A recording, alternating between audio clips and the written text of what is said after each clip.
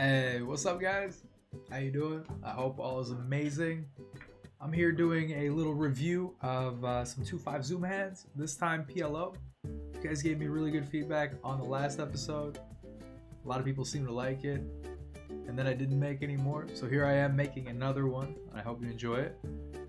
2.5 zoom, we're not exactly sure how its fate will look with the new stars changes. Some of my high-level operatives were able to snag a bit of footage from behind the scenes at one of the industry leaders in the online poker world. Well, it didn't look good. Take a look.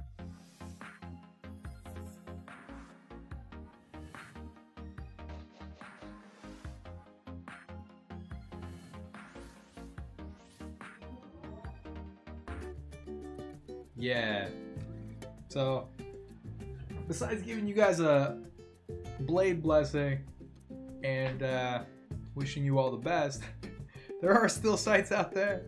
You'll still be able to make money playing online poker. You know, people already not making any rake back at 5-10 plus on stars, still making some money. There's still a handful of people crushing it, but it is only going to get tougher. That being said, let's do some Zoom review, baby. I'm in a good mood. So, I'm gonna pull out a couple random hands from the 2.5 pool. I hope this clicking doesn't make you lose your mind. RenBR squeezes Bustoville's under the gun open. Bustoville, a run at once instructor. Definitely good regular in this pool. 4 bets large. Well, it's PLO, so they're gonna press the pot button. And RenBR flats. Bustoville c-bets small on a board that he's going to have top set on a chunk of the time. And RenBR will definitely show up here with a straight a chunk of the time, given his continuing range on flop. And Bustoville does have the top set, and RenBR does have the straight. Ooh, he had that disguised second gutter. And this is a bit of a loose squeeze with the Jack-10 4 deuce. Definitely not what you'd expect. Definitely a little bit speculative here. Very speculative. The 4 deuce, that component really hurts.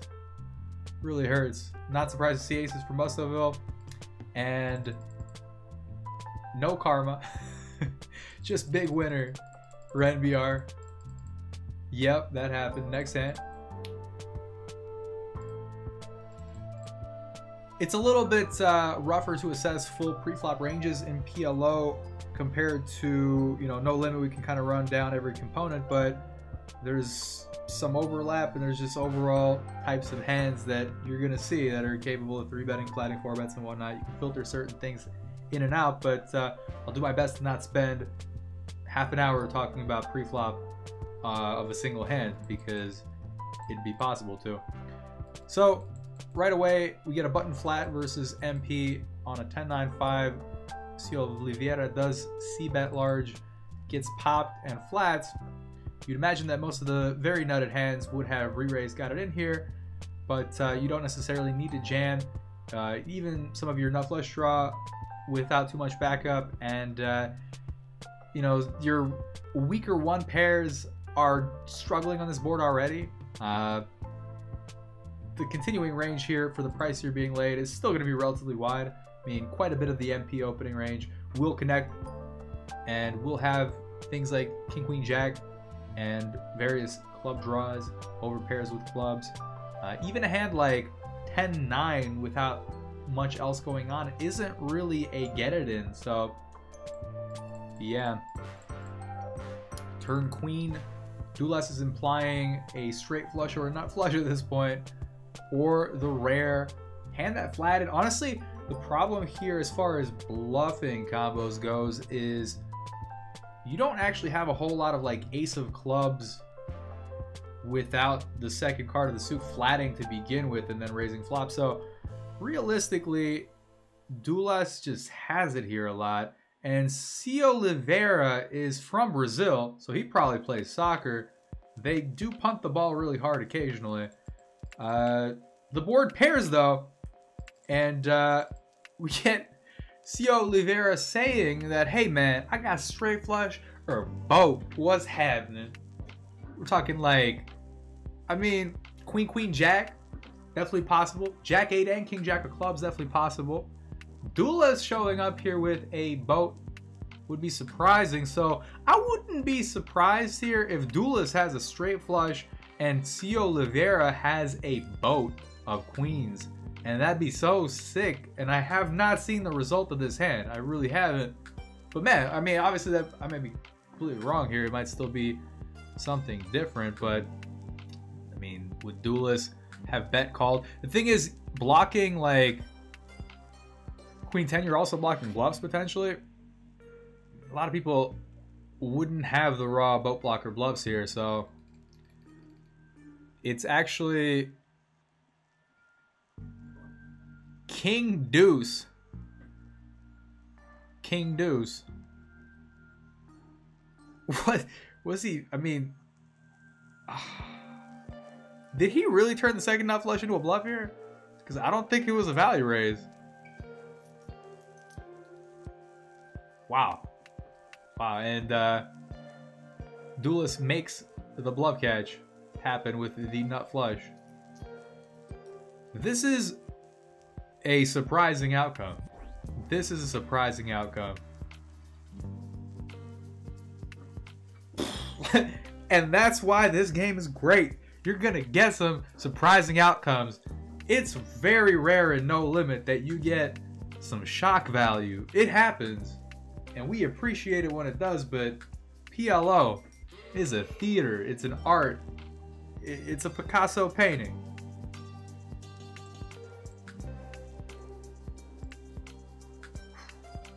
Bong Bob opens MP, Stamby flats, Volan pots, and we see a flop three-way 10 for deuce. Not the worst for Volan if he has the ace-ace component or some of his nut flush draw hands. For the most part, neither of this player will have a whole lot of set or two pair, so fairly safe board. And Volant does pot it. Bong Bob does get it in, and we get it in three ways. So it would not surprise me if Stamby does have a hand like 10, 10, 9, 8. Somebody's going to have the nut flush draw here.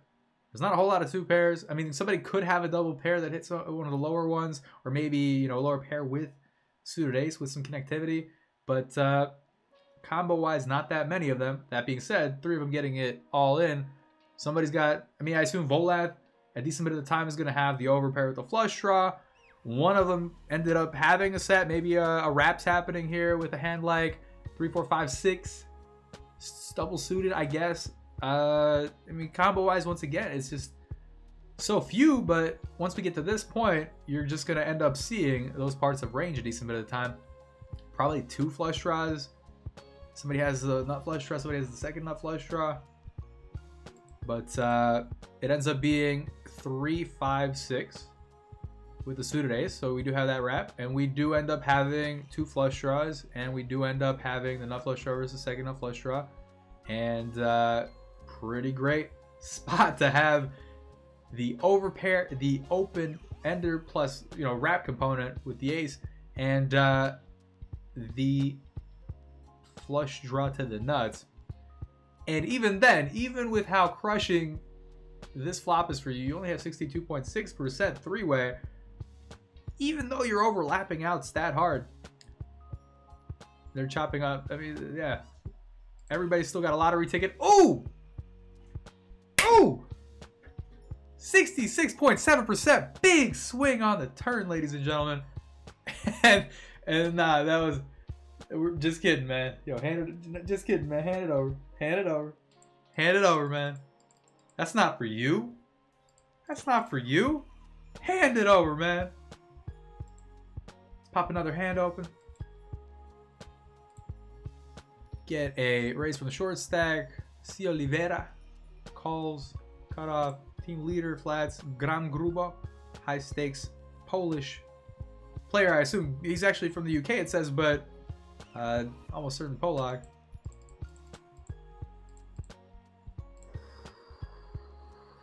Malib bets, who knows what his range is. I mean, it's whatever was willing to get it in probably on the Queen 8-6, which at that stack depth doesn't need to be that much.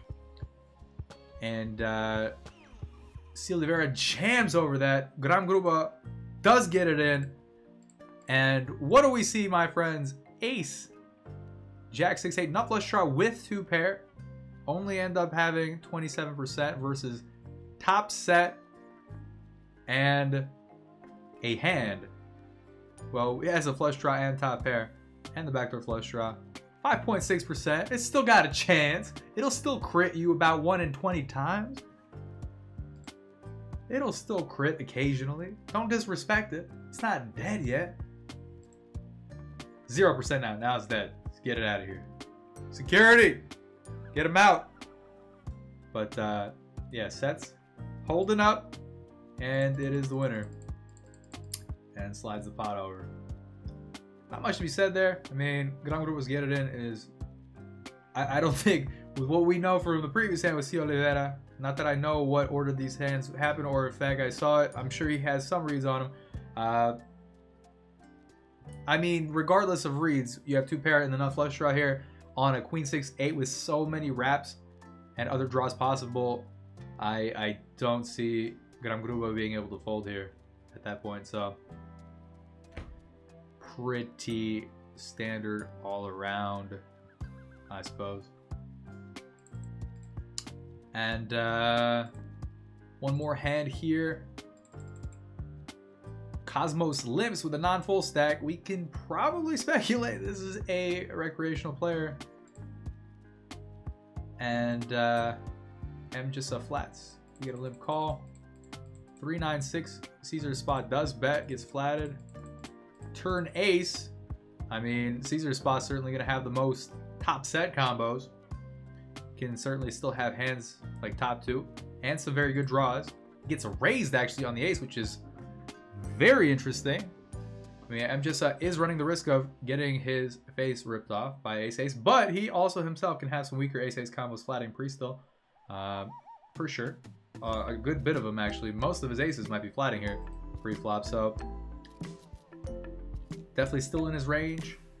It's an awkward spot for some of his semi-bluffs because aside from the very, very super monster hands, like if he has ace 7, 8, 10 with diamonds, something along those lines, you know, sure, whatever, fuck him.